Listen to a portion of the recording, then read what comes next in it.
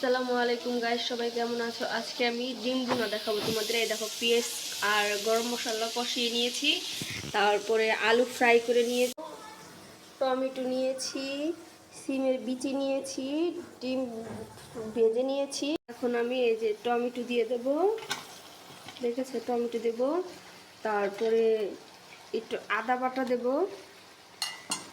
এই যে দেখো, একটু আদা বাটা দিয়ে দিচ্ছি। এই যে একটু আদা বাটা দিয়ে দিয়েছি।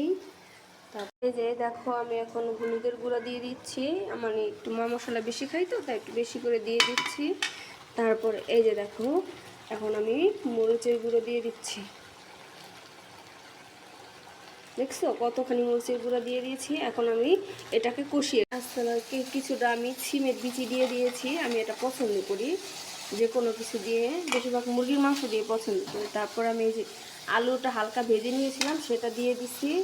দেখো, এখন আমি এটা সুন্দর করে কষি। দেখো বন্ধুরা, দিস ইজ আমার তরকারির ফাইনাল লুক। কেমন হয়েছে কমেন্ট করে জানাবে। দেখো, এখন ডিম আমি ঢেলে দিচ্ছি গো। মাই গড, মুই তো লবণ দিতে ভুলে গেছিলাম।